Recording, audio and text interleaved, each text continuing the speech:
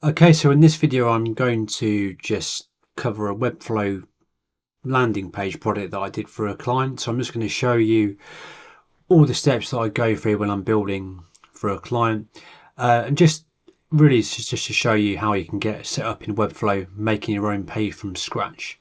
So I'm in my Webflow dashboard here, but just before we do that, what I'm going to do is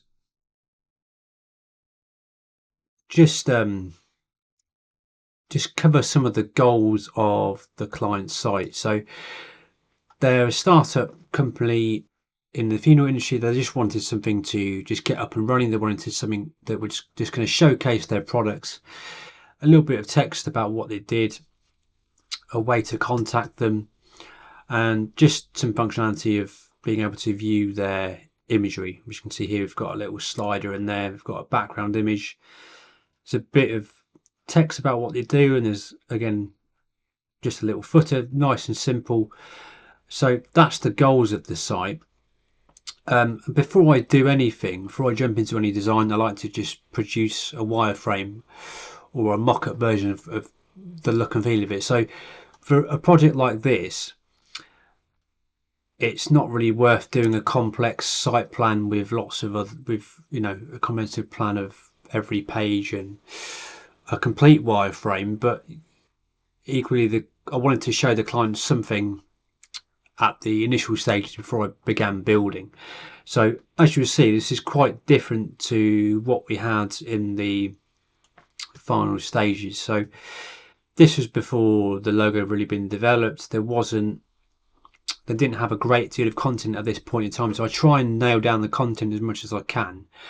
In this case, the client said, well, you come up with the content and I have a vague idea of what this, and this. And it wasn't until later on that they said, I want to add, a gallery like this. But like I said, just for the purposes of getting something up and running quite quickly, I'll just put together like a bit of a visual to show roughly how much space the elements would take up on the page. So I haven't bothered with doing any mobile views or tablets or any other types of views. I've just focused on a really basic page. This is how it would look on your laptop or your computer monitor. So just something really simple to show them. And this is Figma that I use, but there's lots of other ones out there like Adobe XD. But you could even sketch this out on paper if you wanted to, just so you have an idea of what you're trying to build before you build it. So as you can see, between the two, there are some differences, obviously stylistically, but the structure is pretty much the same.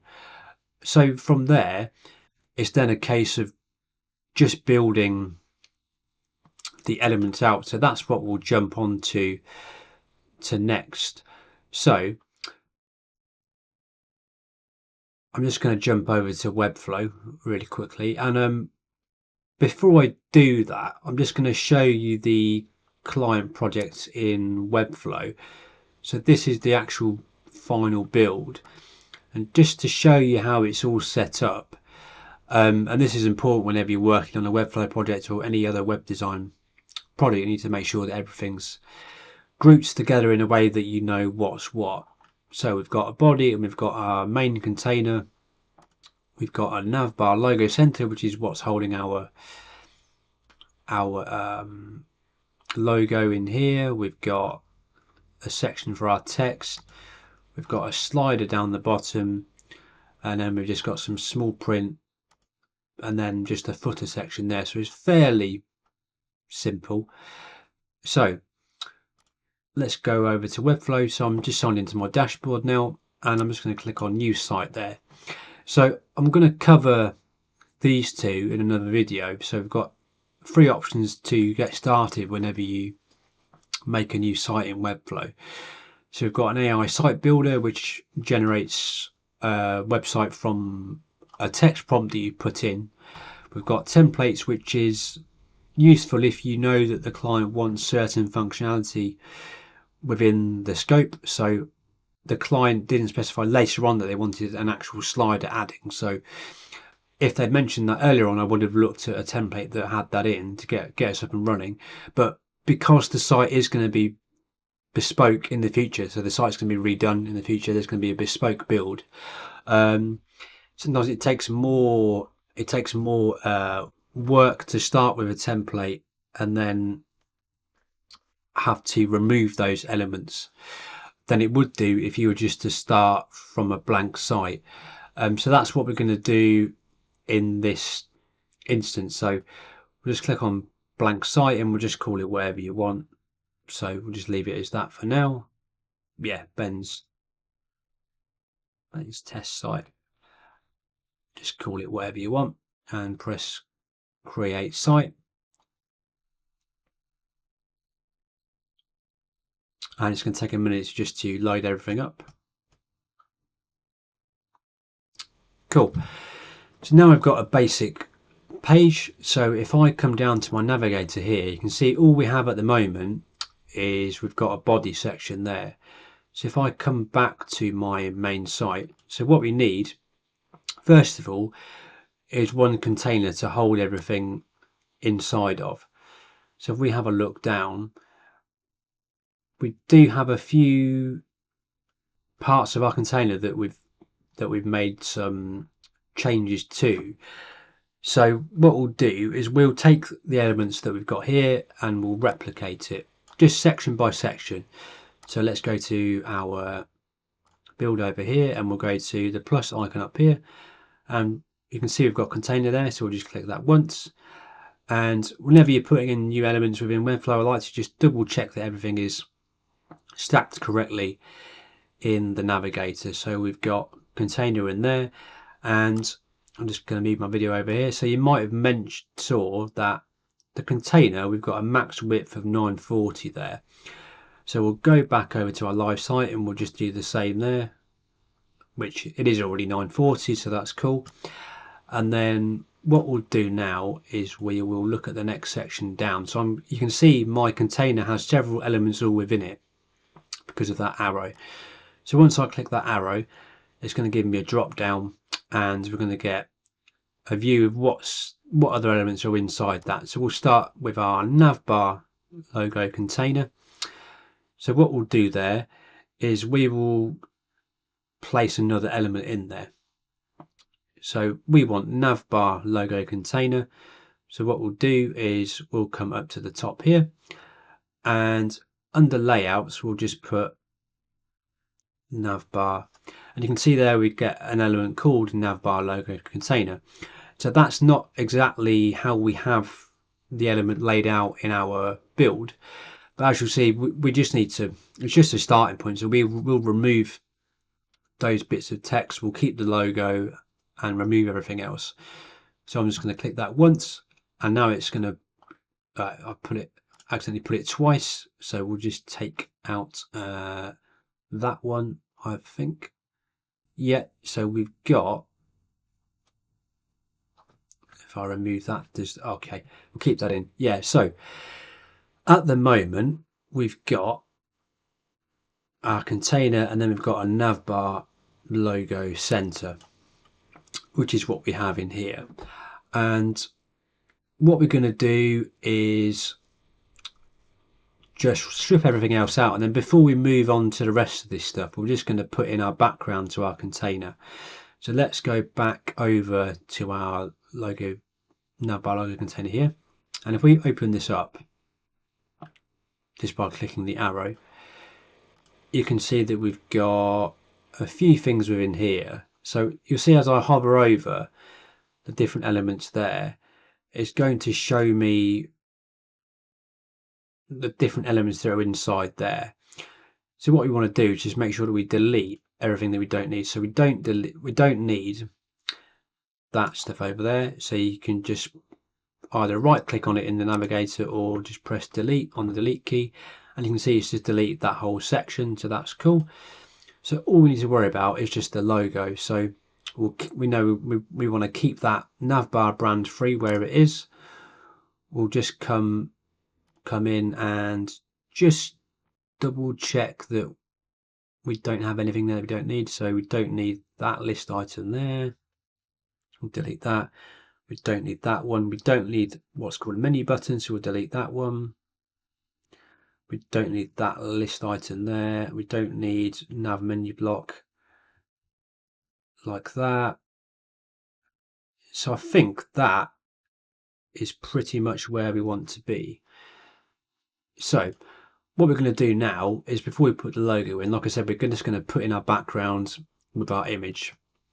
So if I come back to the Navigator, if I come to body, the first thing I want to do is just make sure that our background is black. So what we're going to do is just come over to the right sidebar here, and you can just collapse these if it's easier, which I find it is, just to find the section that you need. So what we need to look for is it's right there. Look, so we want to go into the backgrounds section, and we could change the color to black. So where it says color, you can just click on here and just drag it to wherever you want it to be, like that.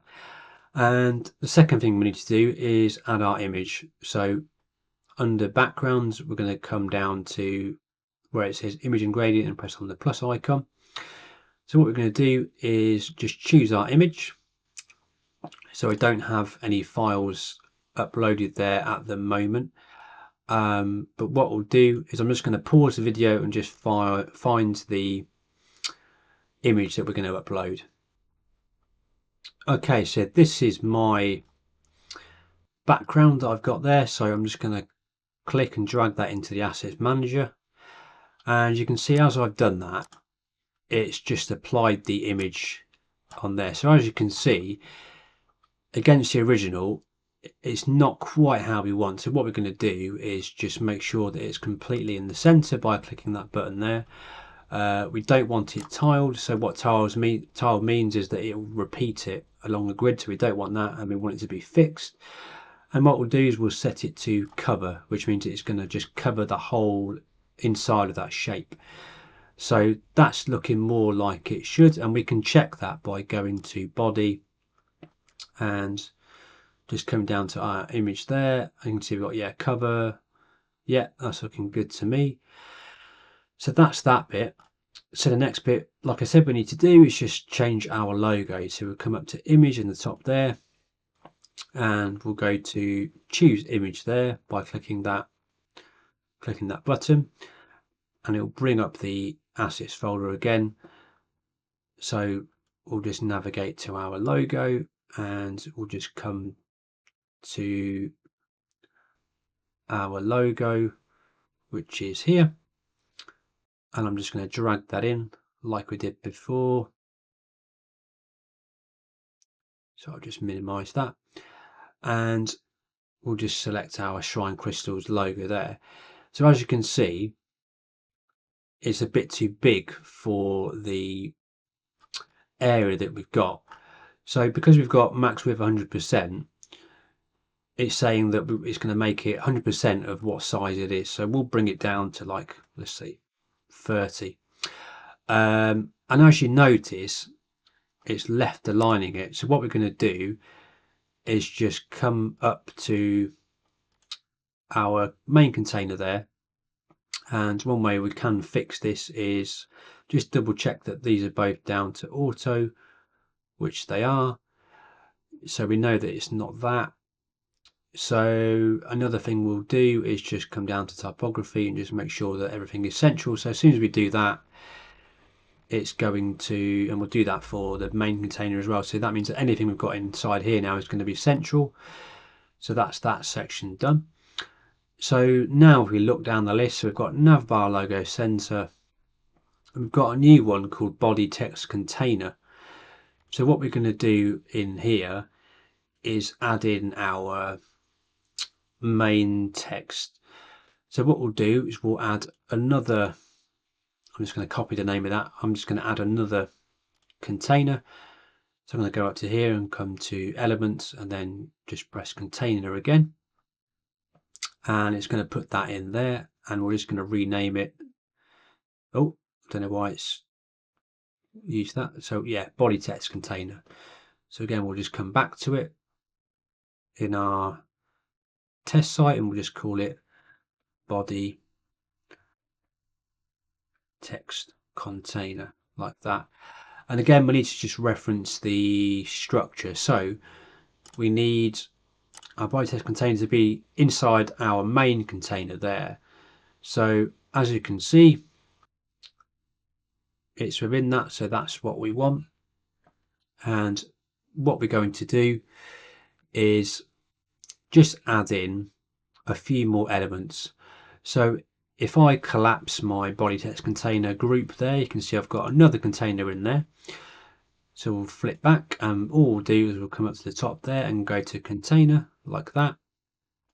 So then we'll come back to our list, and we've got body text container, and we've got another container within that.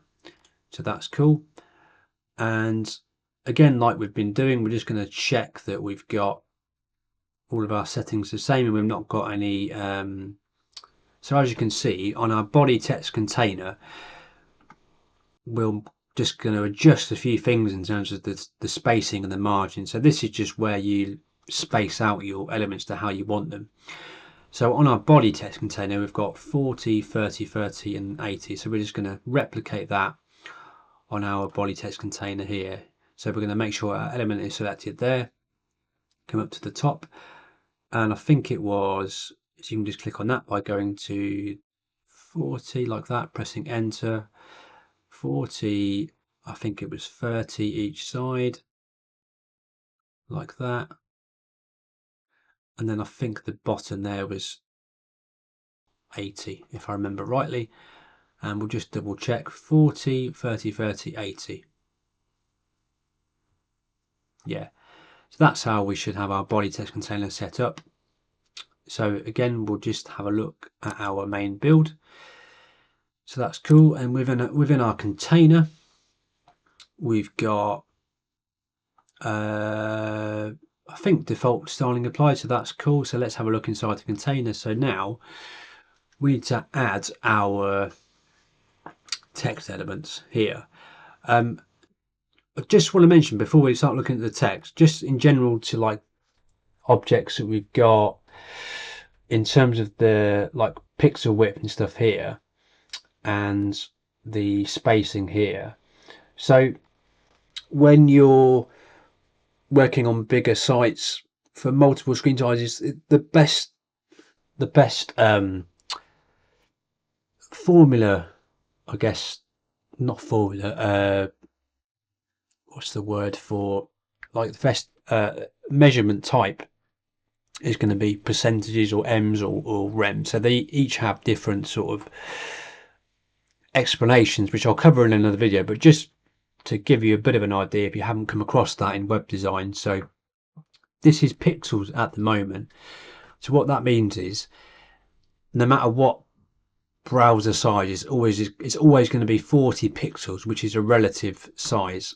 So whereas if you use percentages or M's or REMs or any of the ones, that's proportional sizes. So what that means is that it's going to be, let's say if I was to use 10%, what that means is it's going to be 10% in no matter what screen size I use. So whenever I use this screen size, it's going to be 10% from the top.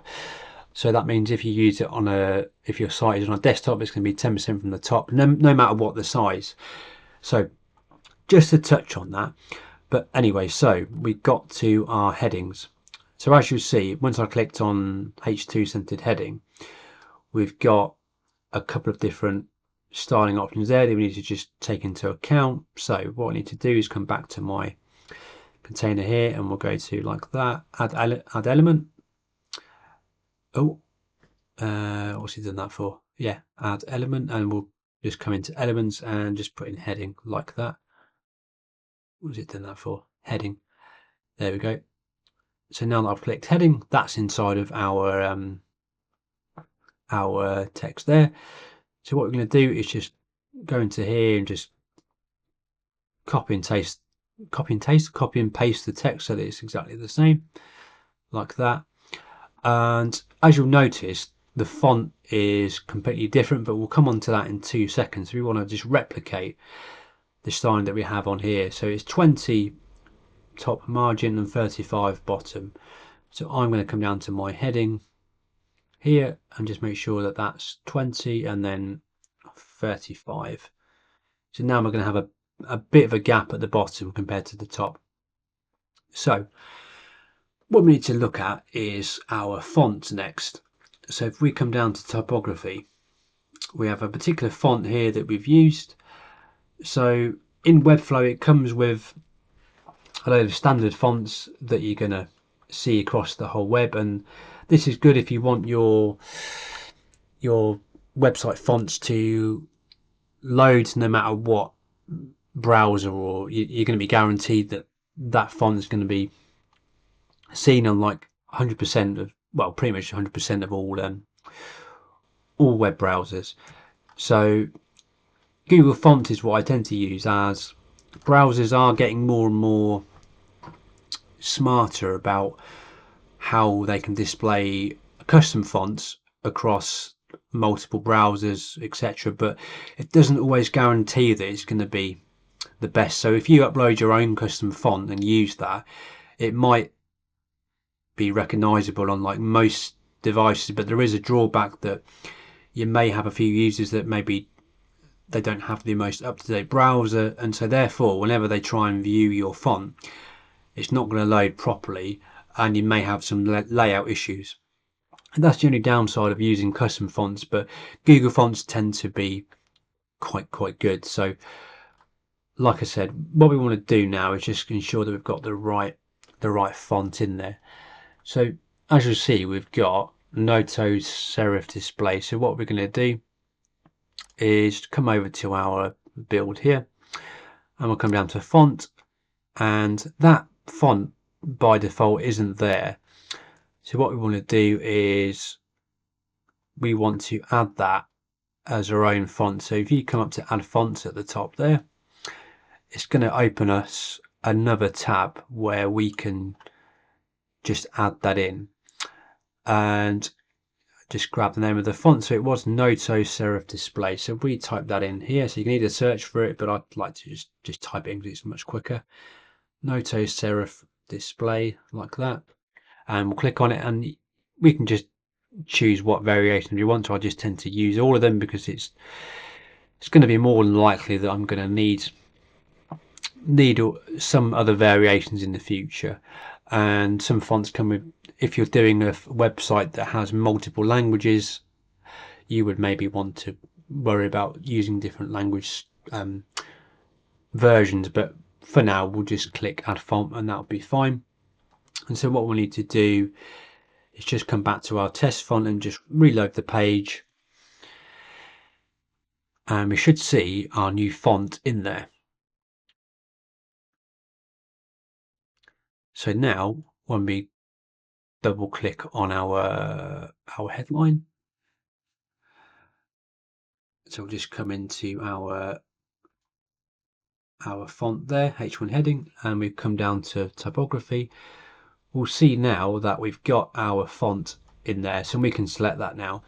So we've got heading selected here, so we're going to make it white because that's the color that we have defined. So we'll come down to, again, typography, and we want to just make sure that that is white. So I've got color, it's not gray there, so we just click that and just drag your mouse slider to wherever you want it. Oh, that's the wrong option. So why is it not changing then? So we want, I think it could be this. It's not that one. I think it's that option there. Yeah. So under typography, we just got color down here, and we'll just have a look at the sizing that we've got. So we've got 40 and then 48 pixels. So that's what we'll do next. So we'll go 40 and then 48 vertical spacing, like that. So that's our first bit of text, and then we've got, let's have a look in here. So then we've got some subheadings in here. So we'll come back to our build and we'll come into a Navigator, and we'll click on paragraph. So come up to the plus again here, and we'll go paragraph like that. Click it once, and again just double check that it's in the right place, and you'll see it's put it in the right place. So that's cool. And you'll see in the final build here we've got a few different paragraphs. So we've got a paragraph for each section.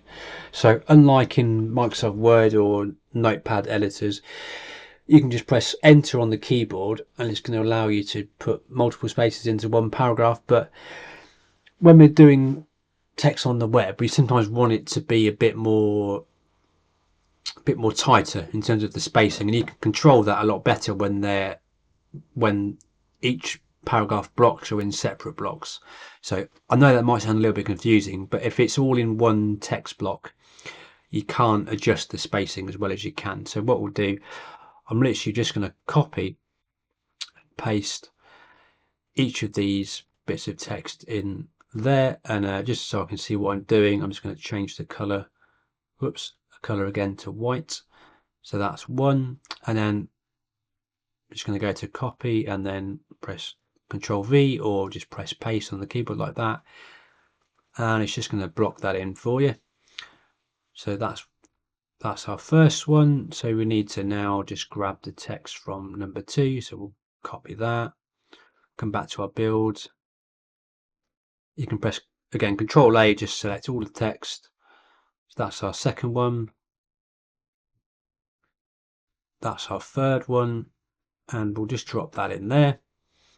And as you can see, the font's quite different. So again, it's just a case of coming to our typography, and we'll see. You can see in our build it, we've got Nokora, which is the font that we need to search for. So we'll do the same process again as we did for the headline. We'll come into font and scroll all the way to the top and go to add fonts, and it will open up another tab for you. And then we'll just come into here, select Google font Nokora, and we'll type that in and just select it again. Just select what variations that you need, which would be fine for what we're doing. We'll go to add font. So again, we'll just press refresh in our tab, and we should find that now if we scroll down to typography, we're able to select Nokora as our body font, and you'll see the sizing is a little bit different. So again, we'll come back to our main build and just check. So we've got 16 size and 20 vertical spacing, and it's in the light option, so that's what we'll put in. So we'll come down to typography and we'll just type 16 and then 20, that's fine, and then we'll make sure we've got the light version. And something that you'll notice is the width on here. So if I just come back to the preview and I just look at this in the browser, that might be okay, but for the headline it's okay, but we want to just bring in the width of this a little bit more, just because from a user point of view, like when you're reading a book, you don't really want to read loads and loads, like a really long line. So it just looks a bit better when we have a tighter gap like this, and a way we can do that is specify a custom width. So we're going to say I don't want this text to go larger than 500 pixels. So we'll come to our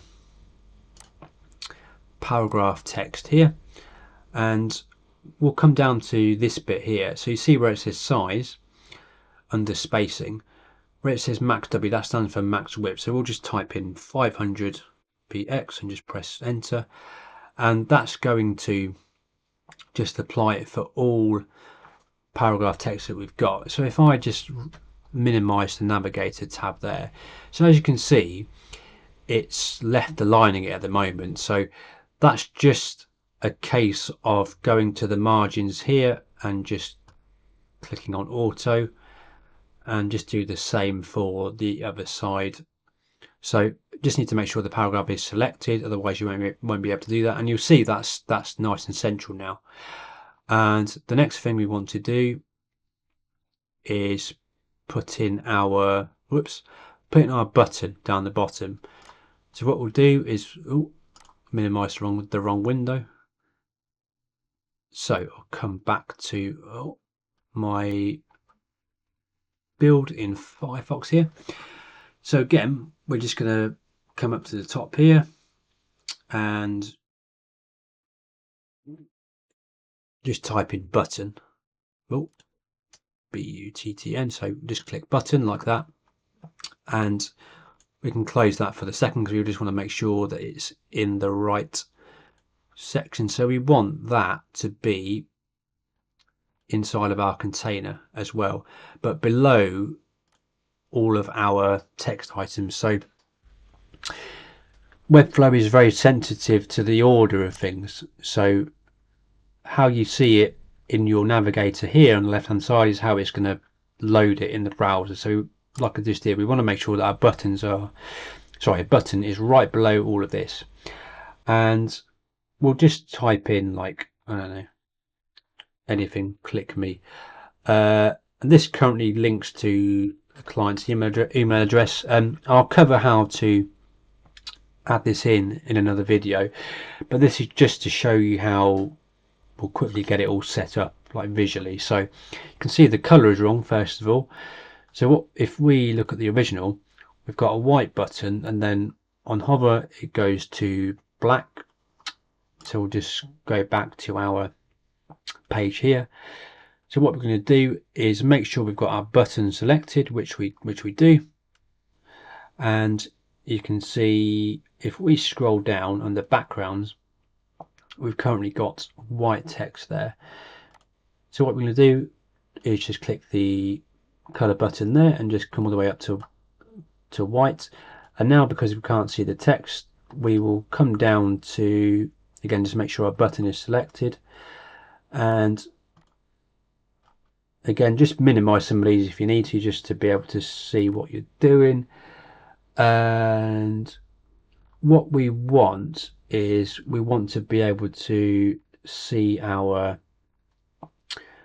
button text. So if I was to change the color of the typography there, we can now see it. And what we want to do now is just do the hover. So we want to say that when someone hovers over it, the button and the text is going to change. So the way we can do that is, again, make sure we've got the button selected in the navigator. Come over to button over here, and we want to select hover.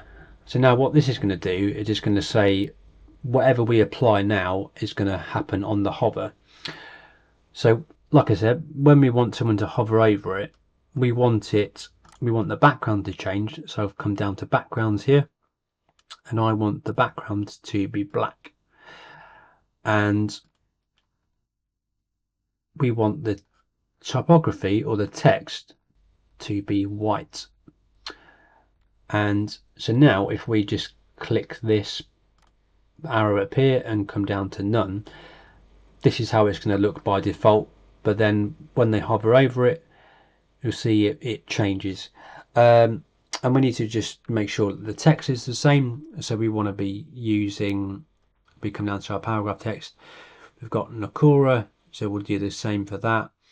So we'll click on the text there and we'll come down to Nokora, select that, and I believe it was in uppercase. Yeah, so we'll just come down to capitalize uppercase like that, and we'll just make it like a little bit thicker, for example. And we may want a bit more spacing between that and the text. So what we'll do is we'll come right up to the top, go up to the spacing, and the margin there, we'll just put it like, I don't know, 20, for example. You can tweak this how you want, and you can change like the gap around the button if you want to. So you can see, like, you can make it really long if you wanted to, but I'll just undo that a few times. Just for speed, we'll just say that that's how we want it. So that's our button, that's our first top section. So now we need to come on to the slider. So again, I'm going to open my navigator. So we're going to minimize our body text container over here, so I'm just going to minimize that, so that's cool. So now we're going to add a slider. So what the slider does is, this is just an image slider, and we can just click any of these to just go through, just a normal image slider that you get on most websites. So how we would add that in is, you can see we've got a slider element here. So it's as simple as just coming up to the top here, and under elements we're just going to type in slider and just click it once, and it's going to put it on the page. And again, we'll just open up our Navigator to make sure that it's in its own separate element, which it's currently not. So we'll just click and drag the slider out from that element, and what we'll do is, it needs to be inside of that container too, but not inside of any of the other two. So we've got Navbar at the top there, which is our logo. We've got body text container, and then we've got slider. And you can see the blue line gives you an outline of the whole of that element. So we know that these are all separate now when I hover over them. So with our slider, first of all, before we put the images in, we want to make sure that if there's any styling applied to the slider, that we replicate that. So we'll just go back over to our build. You can see we've got, so if I minimize all these, that whenever it's got a color next to it, like here, what that means is that is particular edits that it's particular edits that are applied to that section. So what we need to do is just ensure that we do the same elements here. So we've got a height of 31em. So what that means is excuse me, so what I mentioned earlier on the proportions, that's going to mean that the slider is going to be 31ems in height. So that means no matter what size screen you're looking at, the slider is always going to be that high. Just due to the client images that you had, it's important that I try to keep them all the same size in the middle to ensure it didn't get cut off. So that's what we'll do, is first of all we'll come down to slider size, and we'll just come down to here and just put 31em like that. And the next thing we'll do is we'll just have a look at the next section that has styling, which is the topography, but we can worry about that in a second. That one we don't need to worry about, because that's just a background image, that's just a placeholder, so we don't need to worry about that. What we're going to do now though is input a slide. So we could probably just, oh actually that gap's probably fine, so you could give it a bit more of a gap if you wanted to, but we'll come into slider, and what we have inside our slider is we have a left arrow, which is this one. We have our navigation down the bottom. You don't really need to worry about changing those, but you can if you want to. So just a case of clicking one of those objects, you can change your styling for it on the right hand side here when it's selected in blue like that, but we're just going to leave it like it is for now.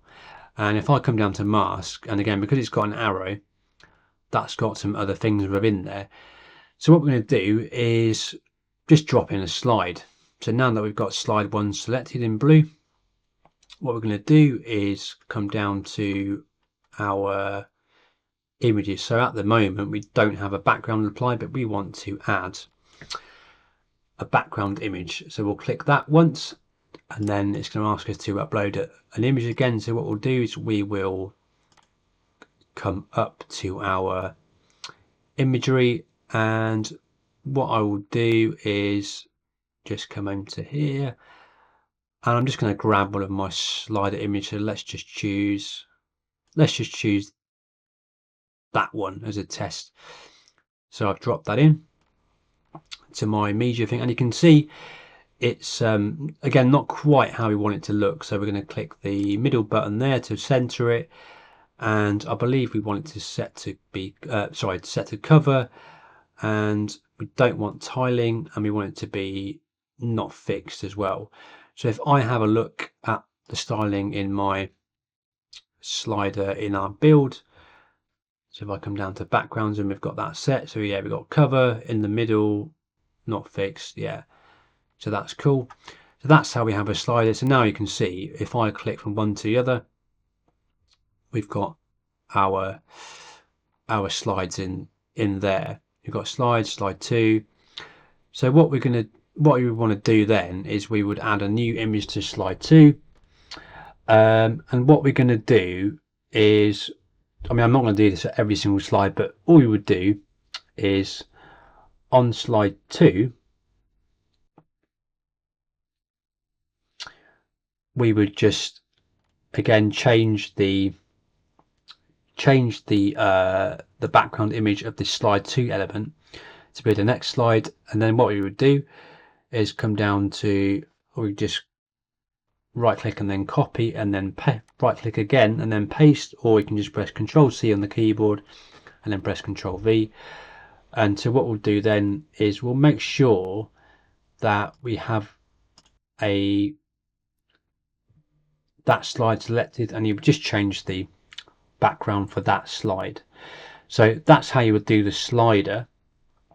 And if I go back to the design over here, so we've just got some more text elements underneath there, so that's pretty much exactly the same as what we did here. So a way we would do that is, again, I'm just going to come to my Navigator, close my slider. So as you can see, I would add in a container, and I would just add in another paragraph text like I did above. So that's how you did that section. So just coming on to the last section, then the footer. So what we have is we just have a container, a couple of containers with one with a line and just a little bit of text. So what we'll do, we'll just replicate that. So we'll come back to here, we'll close our slider, and what we'll do is we'll just come up to here, and we're just going to put container like that, click it once, and it should drop it to the bottom of our list, which it has done.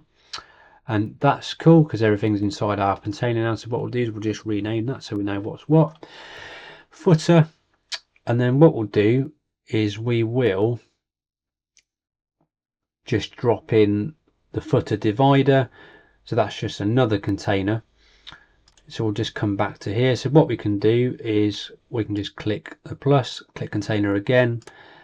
And like I said, we'll just check that it's inside of our main footer container, which it is, and we'll just go back and we'll just call this one footer divider 2. Yeah, so just navigate back to it.